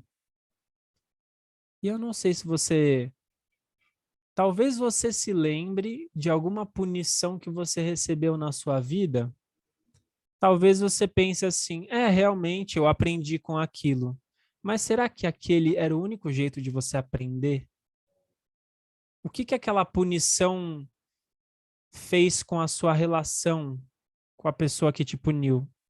Você se conectou mais com ela? Você se aproximou mais dela? Você gostou mais dela porque ela te puniu ou não? Ou você aprendeu na marra? Será que teria algum outro caminho possível que não fosse a punição para você aprender o que você aprendeu? Muitas punições a gente simplesmente obedece, né? A gente sofre porque a gente fez alguma coisa errada. Então é através do sofrimento, é a transformação através do sofrimento. E aí a gente vai para o nosso terceiro questionamento chave, que é a indução de culpa e vergonha como uma estratégia para alguém transformar um comportamento, para alguém mudar um comportamento que ela está tendo. Então, a indução de culpa e vergonha pode ser muito eficiente, você culpar alguém ou você estimular que essa pessoa sinta culpa ou vergonha, provavelmente ela vai mudar o comportamento dela. Mas o que acontece com a relação dessa pessoa com as outras pessoas quando ela sente um monte de culpa e um monte de vergonha? A relação fica mais saudável, fica mais construtiva? Será que tem algum outro caminho que não seja a culpa e a vergonha para mudar o comportamento dessa pessoa? E aí a gente vai para o quarto questionamento-chave, que é a imposição, a exigência e a relação de dominação. Então, muitas vezes, as minhas relações com as pessoas são baseadas na imposição. É isso, ponto e acabou. Eu exijo e eu domino, porque eu tenho poder sobre as outras pessoas. Eu posso ter poder. Existem várias formas de ter poder, não é só numa posição hierárquica no meu trabalho, né? Não é só na diretoria que se tem poder, mas se eu tenho pessoas que estão abaixo da minha hierarquia, e pode ser uma hierarquia no trabalho, mas pode ser uma hierarquia em casa, se eu tenho filhos, se eu tenho alguém que eu sinto que eu tenho algum poder de dominação sobre essa pessoa, e se eu me comunico sempre usando imposição, vai ser isso e acabou, exigência, vai ser isso e acabou, você vai fazer isso, senão eu vou te punir, né? Eu vou te dominar. Não é uma relação de construção, não é uma relação de escuta, de diálogo, é uma imposição. E o que acontece com as nossas relações quando a gente usa uma comunicação que está sempre baseada na imposição, na exigência, na dominação? Será que as pessoas querem estar perto da gente? Será que elas querem colaborar com a gente? Então, esse é um dos questionamentos. Quinto questionamento, muito presente, inclusive nas questões políticas de ano de eleição, os bons contra os maus. Esse é um questionamento da comunicação não violenta. O que acontece com as nossas relações quando a gente considera que nós somos os bons e aqueles outros lá que são diferentes da gente são os maus?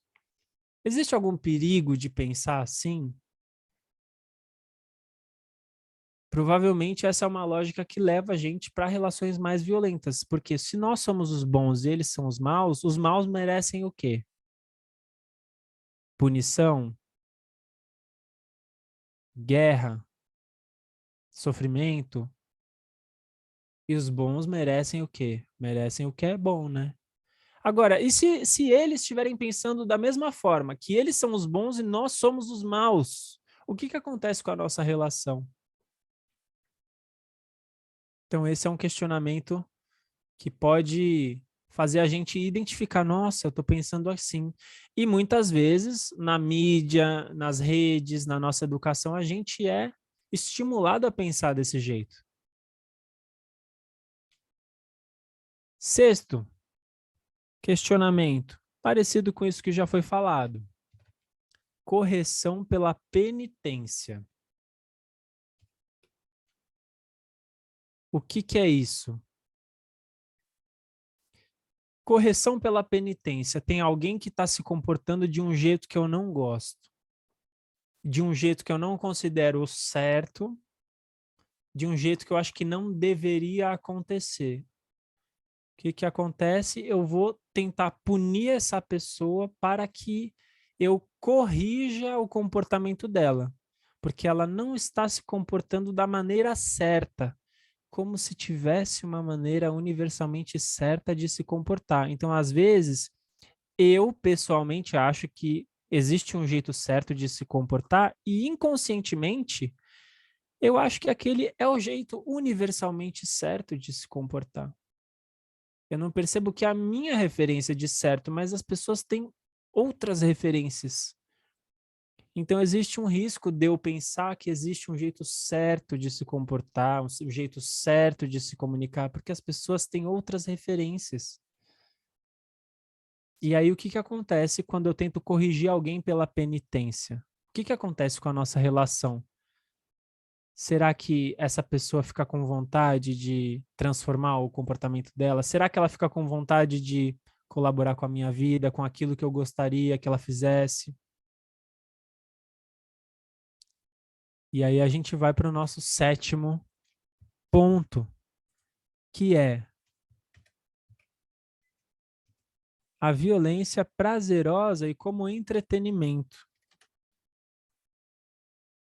O Marshall Rosenberg, que é o criador da comunicação não violenta, chama a atenção para como que a nossa cultura, muitas vezes, faz com que a gente veja a violência como uma prática prazerosa, como se a gente sentisse prazer em certos atos violentos e até transformando a violência em entretenimento. Então, quantas vezes na televisão a gente vê isso, na internet a gente vê isso? E o que que acontece quando a gente não só normaliza a violência, mas também a gente sente prazer na violência? E muitas vezes é fácil sentir prazer na violência, sabe por quê? Porque se eu sinto que eu fui prejudicado por alguém, eu sinto uma vontade de compensação, não é? Então, essa pessoa me prejudicou, então, para compensar, eu quero que ela também perca alguma coisa, eu quero que ela também sofra para pagar o prejuízo que ela me fez. E aí eu sinto prazer quando isso acontece, porque é como se a injustiça fosse corrigida. Se eu sinto que eu fui injustiçado, eu quero justiça. E essa justiça muitas vezes acontece através de um comportamento violento, que vai me dar prazer pela sensação de que agora as coisas estão equilibradas. Então, se eu perdi, você vai perder também. E aí a gente vai para o nosso oitavo ponto, que é a violência justificada. O que quer dizer isso?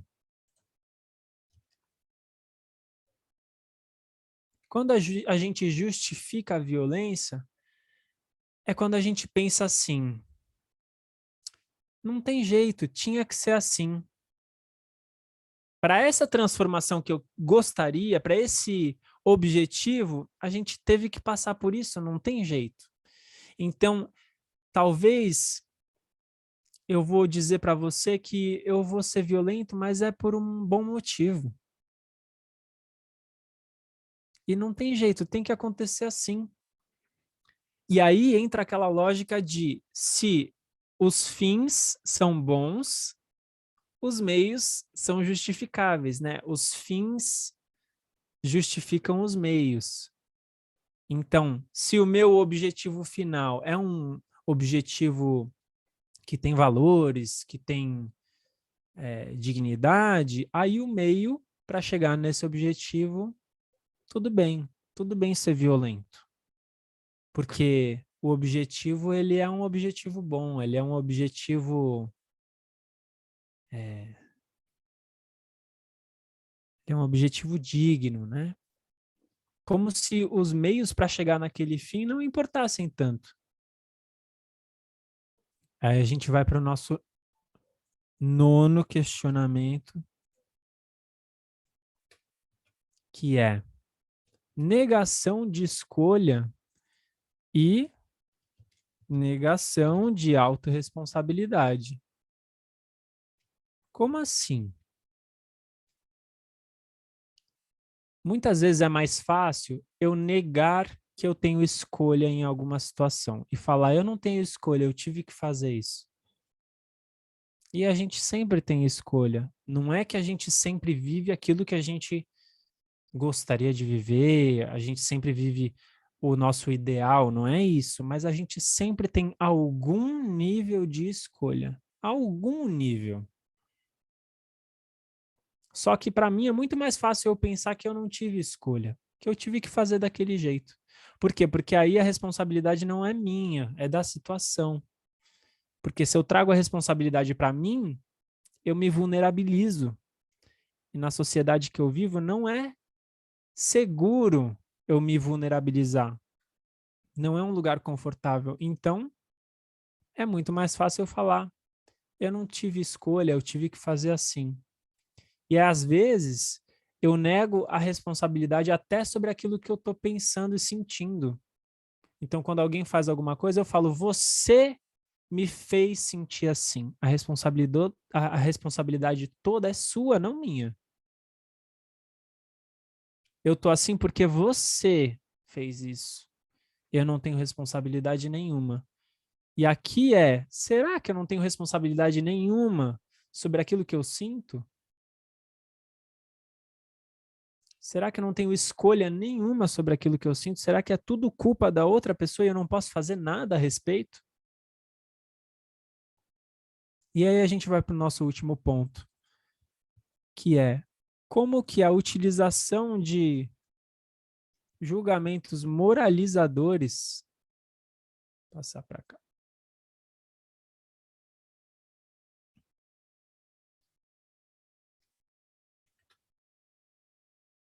Como é que os julgamentos moralizadores afetam as nossas relações? O que são os julgamentos moralizadores? São basicamente eu ficar olhando para tudo que acontece e julgando. Tá certo, tá errado, esses são os bons, esses são os maus, isso devia ser feito, isso não devia ser feito. Julgamentos moralizadores é que moralizam quem tá certo, quem tá errado, o que é apropriado, o que não é. Os julgamentos, obviamente, os julgamentos são inevitáveis. Eles têm uma função para a gente, mas o que acontece quando eu julgo muito? Provavelmente você já conviveu com alguém que te julga muito. Provavelmente você deixou de contar certas coisas para essa pessoa exatamente porque essa pessoa te julga tanto na hora que você conta coisas para ela, que você fala assim, nossa, eu não vou nem contar porque essa pessoa vai me julgar tanto. Então, os julgamentos, muitas vezes, eles inibem a gente revelar certas coisas. Então, se você quer que as pessoas revelem coisas, revelem o que elas estão pensando, revelem o que elas estão sentindo, tenta diminuir a carga de julgamento na sua comunicação, que provavelmente isso vai influenciar muito.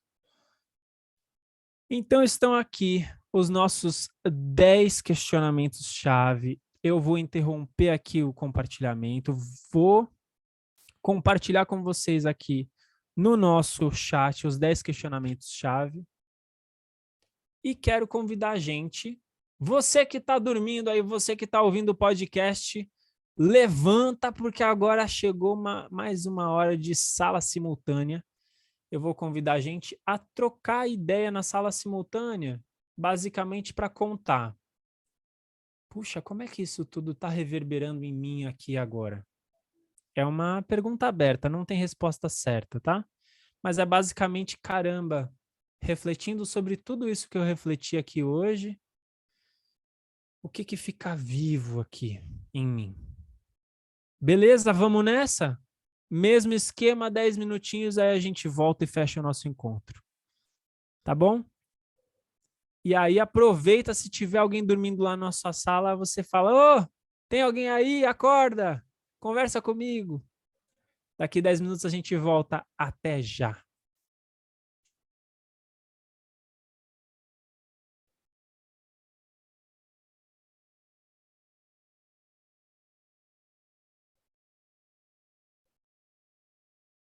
Vamos ver aqui.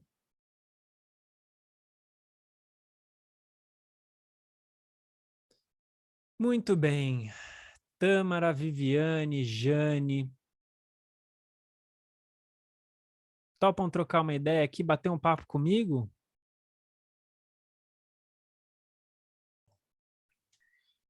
Tamo junto aí também. Oba! Ô, Roberto, beleza. Então, ó, temos aqui Tâmara. Eu não sei se a Tâmara está com áudio, né? Parece que não, mas temos aqui a Jane, temos a Viviane, temos eu e você, Roberto. Só para saber, Tâmara, Viviane e Jane estão por aí? Letícia, talvez, também. Senão a gente bate uma bola Olá, aqui. boa noite. Oba, beleza, maravilha. Gente, fui diagnosticada com Covid e hoje eu só estou ouvindo, tá bom? Hoje eu não consigo participar mesmo. Tudo bem, Jane. Obrigado por avisar a Tudo gente bem? aqui. Eu não Melhoras queria para perder você. eu não queria perder o encontro hoje, estou de atestado médico, mas eu não consigo mesmo participar hoje. Estou de Tranquilo. cama, estou na cama. Se vocês puderem trocar ideias, eu vou estar acompanhando, ouvindo, tá bom? Beleza, obrigado, Jane. Obrigada, eu. Então vamos lá, a bola está em campo. Roberto, como é que isso tudo reverbera para você? O que você fica pensando? Eu ainda acho que as ideias são sempre boas, né? Assim, de a gente debater. O problema sempre vai ser o como, né? Então, a comunicação não violenta também, né? Já dizia a terapeuta da minha filha, né? Que faz terapia de terra, né? Ela dizia assim, ó, começou a dar muito problema, cara de paisagem. Cara de paisagem. Porque geralmente é o que você falou, 80% da nossa comunicação é não verbal, né? E a gente emite os sinais, né? De aprovação, reprovação, ou aceitação, ou dissociação através de, né, nossos olhares, nossa boca, a gente se porta, né? Então, achei legal a psicóloga chegar, ela é fantástica, ela disse assim, ó, você vai, por acaso, falar com ela quando ela está tendo um acesso de euforia ou qualquer coisa? Não, não adianta nada. Cara de paisagem, pega na mão, conduz, acabou. Então, isso a psicóloga falou para você? Falou para mim quando... Como uma forma de apoiar a sua filha, né? Exatamente, como uma forma, quando ela tivesse ou em euforia, ou se estivesse tentando organizar, né? O TEA tem muito disso, né? Se auto-organizar, né? Buscar uma... Então, corre de um lado para o outro. Tem várias estereotipias, até tem alguns que fazem, né? Mas eu achei legal, assim, no sentido de a cara de paisagem, é uma cara de, sabe, sem emoções ali, tá? Né? Porque a cara fala muito, né? E a comunicação é muito mais do que a fala, né? Então, ali, se você tiver nesse tipo de contexto, eu achei muito bacana, assim, você não externar a questão da moralização, né? certo ou errado, né? Moral filosófica, né? Quem está certo, errado, né? Não é a questão, né? Cara de paisagem, sabe, sem tomar partido, deixando o livre-arbítrio ali das coisas acontecerem. Assim, me parece também que nessa sugestão dela, né, ela sugeriu uma coisa para você fazer que não é verbal, né, que é uma coisa não verbal e que, mesmo não sendo verbal, é uma forma de apoiar. Uhum. E é engraçado que ela não diz para que eu não conduzisse ela para fazer o que ela deveria fazer, o que estava... Não, não, pega na mão, vai lá, mas cara de paisagem. Porque senão você acaba com a comunicação arredia sempre sendo estimulada, é como se fosse um estimulante para aquilo, né? Se você debate, se você começa a dar muita explicação, você vai fazer... Na verdade, às vezes a criança está querendo até, ou o ser está querendo até atenção, né? E uma forma de pegar a atenção é justamente com comportamentos inadequados, né? Então, cara de paisagem, pega na mão, vai lá e faz. Acabou. Entendeu? Eu achei legal isso, tocar nesse ponto, por causa dessa comunicação não verbal, que é muito mais intensa e muito mais elucidadora do que você pensa, né? Uhum. Então, às vezes, o silêncio, né, e a cara de paisagem, né, sem emocionar ali aquilo tudo, sem emotivar aquilo tudo, né? Sem atiçar, né? Isso. E trabalhando sempre o reforço positivo, né? Se a pessoa fez alguma coisa boa, é sempre no positivo, né? Aí até falei ali no chat que outra grande contribuição da psicologia para a minha vida foi a disciplina positiva. Uhum. Né?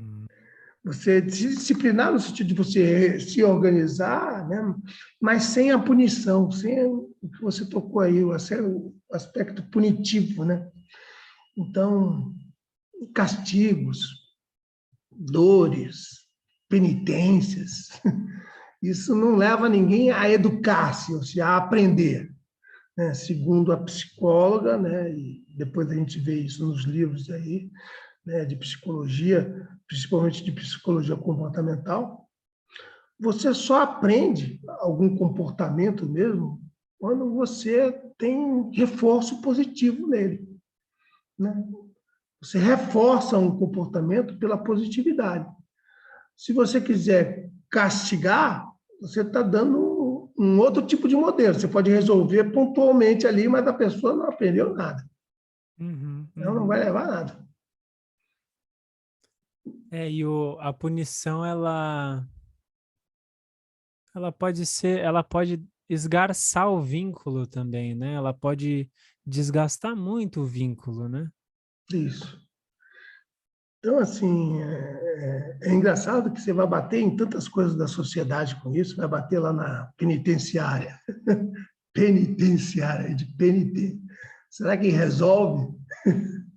Será que resolve? Né? Pois é. Ou só tira aquele problema do seu meio, mas está ali, né? Está ali, né? É uma coisa que a gente pode ver dentro de casa, mas a gente pode também ver em larga escala, né? No sistema judiciário, no... prisional, tudo. Como é que, o que acontece com as pessoas quando elas são encarceradas, né? E, teoricamente, isso é uma forma de tentar corrigir um comportamento. Isso. E, assim, dentro daquele negócio da linguagem, eu achei incrível, porque tem alguns livros aí, um deles é Educação e Linguagens, né, pela Maria Haddad, né, Batista, onde ela fala sobre a questão da linguagem erudita refrear os ânimos, né? Ou seja, ela torna, né, E eu nem coloco no tipo de erudita, porque aí você está falando do sistema de linguagem, não de comunicação, mas eu estou dizendo que a linguagem polida, não no sentido de super refinada, mas a polida quer dizer carinhosa, polida quer dizer cuidadosa, né? cuidadosa, né? Ela vai sempre, de uma certa forma, né, acariciar em vez de bater, né? E aí vem aquela máxima popular que diz que quem bate esquece, mas quem apanha não esquece. Quem apanha não esquece. Muito bem, então estamos voltando aqui, todo mundo aqui na nossa sala principal. O pessoal está chegando aqui dos subgrupos. Chuva de gente aqui na nossa sala principal. Talvez tenha dado tempo de você falar tudo que você queria, talvez não. Muito provavelmente não, porque é tanta coisa para trocar, né? Eu sei. Mas estamos chegando aos finalmente do nosso encontro, então eu gostaria de convidar todo mundo para dar uma respirada e para você, assim, ter um momento de autoconexão agora, para você perceber como é que você está saindo desse encontro aqui hoje. E essa é uma pergunta que eu quero que você pare um pouquinho para você perceber. Como é que você está saindo do encontro aqui hoje? O que reverberou aí? O que ressoou? Então, eu vou fazer o seguinte, eu vou compartilhar com vocês um link do meu site onde vocês podem baixar vários PDFs gratuitos sobre comunicação não violenta, audiobook, o que vocês quiserem. Então, eu vou passar um link aqui no bate-papo. Quem quiser pode salvar. Se não der para salvar, depois se vocês quiserem me pedir no Instagram, no Facebook, fica à vontade, tá? Pedro Consorte, pede lá que eu mando. Então eu vou mandar esse link aqui, tem o formulário de presença aqui que o Vander mandou também. Agora, ó, segura esse comichão, não entra no site e começa a fuçar agora, porque já tá acabando, calma, tá? Não entra ainda, só salva o link. Ou abre o link aí em algum lugar, tá? Mas não entra ainda, por quê? Porque eu quero te convidar a contar. Escreve no chat como é que você está saindo daqui hoje. Escreve no bate-papo, se for fácil para você. Escreve como é que você está saindo daqui hoje. O que foi útil para você nesse encontro? Serviu para quê esse encontro aqui de hoje? Então, vou deixar um minutinho aí para a gente escrever como é que a gente está saindo daqui hoje. E lembrando que tudo é bem-vindo, tá? Então, se você estiver também saindo meio incomodado, incomodada, ou sentindo alguma frustração, isso é muito bem-vindo também, porque isso faz parte, né? Frustração é um sentimento que faz parte da nossa experiência. Incômodo também, angústia também. Então, muitas vezes a gente só fala no chat ali as coisas boas, né? E os incômodos a gente guarda pra gente. Mas quem quiser também revelar incômodos, pode revelar que é muito bem-vindo, para naturalizar também os incômodos, porque eles fazem parte da nossa experiência. Então, estou vendo aqui saindo agradecida, saio feliz, as conversas foram muito produtivas, esperançosa e revigorada, ótimo encontro, boas reflexões, aprender dói, vale a pena fazer a diferença, estou saindo com muita reflexão sobre a minha maneira de conversar na vida, com os alunos e com todas as pessoas. Saindo esperançosa, acreditando na construção de pontes de diálogo, grata pela aprendizagem, agradecida e feliz, leve, cheia de esperança, grata, mas com muitas perguntas na cabeça, mais pensativa, reflexiva, mais leve, mais conectada, feliz, agradecida, grata. O aprendizado é um processo, querendo saber mais, reflexiva e agradecida, mais atenta em meus relacionamentos, muita gratidão, agradecida, feliz, revigorada, gratificante trocar experiências que tornam a comunicação mais simples e eficiente. Agradecida, pensativa, despertando uma construção, com o coração leve, muito agradecida, com trocas pensativa, grata, reflexiva, gratidão. Gente, então, para honrar também a nossa pontualidade, a nossa programação, muito obrigado pelas respostas todas, muito obrigado pela companhia, muito obrigado pelo convite da Ana também. Quem quiser saber mais sobre esse assunto, é só entrar em contato comigo, que eu posso te mandar mais materiais. Me procura aí onde você quiser. Meu nome é Pedro Consorte, e geralmente quando eu falo meu nome, as pessoas perguntam o quê? Pedro, você é um cara de sorte? Eu falo, sim, sou. Obrigado, gente. Muito prazer por conhecer vocês. Obrigado pela participação de todo mundo aí. Bom descanso para todo mundo. Ana, quer falar alguma coisa nessa nossa despedida? Te agradecer imenso. Quando você chegou, eu falei, Pedro, vem aquecer os nossos corações. E eu digo que eu saio de coração quentinho, muito feliz. Agradecer o Roberto sempre aí no suporte com a gente, né? Todas as pessoas que estão aqui conectadas e quem puder depois assistir. E agradecer muito você partilhar esse link, né? E ter acesso a tanto conteúdo, né? Aos PDFs. Então, para quem se sentiu tocado aí, vale a pena. Então, obrigada Obrigado, Ana. por tudo. Obrigado. Lembrando, né, gente? Lembrando, esse processo é um processo coletivo para ser feito de uma forma regular e a longo prazo. Esse é o tripé da transformação que eu já vivi e vivo na pele todo dia. Coletivo, regular e a longo prazo. Para a gente também pegar leve com as nossas expectativas aí e se tratar com carinho nesse processo de reeducação e transformação, né? É isso. É isso. A gente está aí sempre com um gostinho de quero mais. Na verdade, é até daqui a pouco, nem é uma despedida, a gente vai trocar muitas informações ainda, Pedro.